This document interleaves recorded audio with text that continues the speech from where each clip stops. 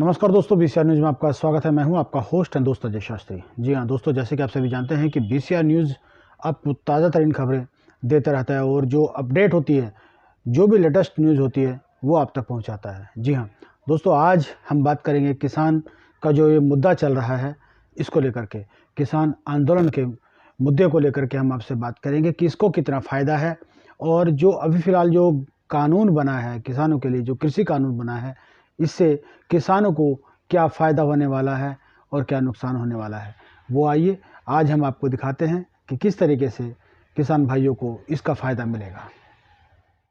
पंजाब के किसान बिल का विरोध करें, जबकि दूसरी तरफ महाराष्ट्र में इस बिल ने किसानों की किस्मत बदल दी है। महाराष्ट्र के सोयाबीन किसानों को नए किसान बिल से कैसे फायदा हुआ, वो जानिए। पिछले 3 महीने में 4 जिलों के किसानों ने मंडियों के बाहर व्यापार से लगभग 10 करोड़ रुपए कमाए। पिछले 3 महीने में एफपीसी यानी farmers produce trade and commerce act 2020 ने कंपनियों और किसानों के बीच सीधे खरीद में जबरदस्त इजाफा रिकॉर्ड किया है।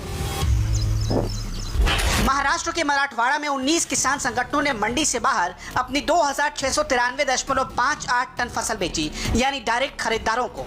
इसके बाद लातूर से 13 संगठनों ने 2165.863 टन फसल मंडी से बाहर बेची। इसी तरह उस्मानाबाद के 4 किसान संगठनों ने 412.327 टन फसल मंडी से बाहर बेची। हिंगोली और नांदेड़ के किसान संगठनों ने 96.618 टन और 18.78 टन तिलहन की आपूर्ति डायरेक्ट निजी कंपनियों को की है। अब समझिए कि पंजाब के किसानों को इससे फायदा है या नुकसान। अब ऐसा तो हो नहीं सकता कि एक राज्य में बिल से नफा हो और दूसरे राज्य में नुकसान।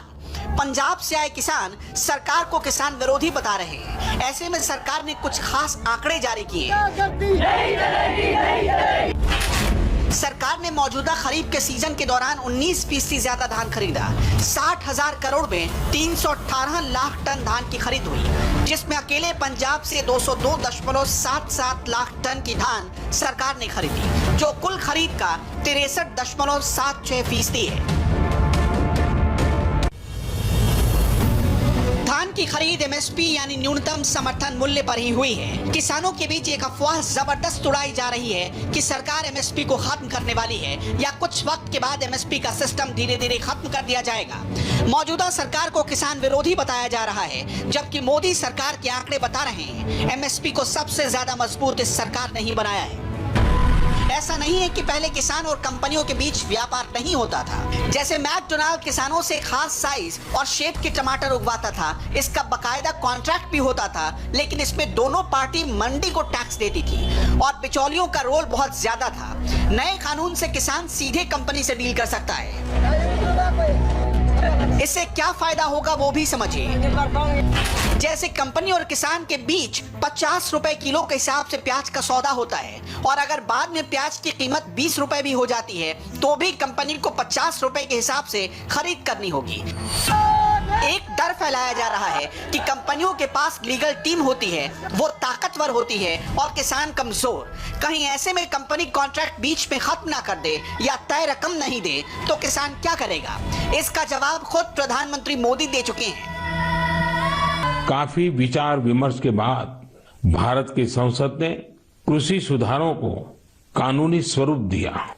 इन सुधारों से न सिर्फ किसानों के अनेक बंधन समाप्त हुए हैं, बल्कि उन्हें नए अधिकार भी मिले हैं, नए अवसर भी मिले हैं। इस कानून में ये तय किया गया है कि फसल खरीदने के 3 दिन में ही किसान को पूरा पेमेंट करना पड़ता है और अगर पेमेंट नहीं होता है तो किसान शिकायत दर्ज कर सकता है। कानून में एक और बहुत बड़ी बात है, इस कानून में ये प्रावधान किया गया है कि क्षेत्र के एसडीएम को 1 महीने के भीतर ही किसान की शिकायत का निपटारा करना हो।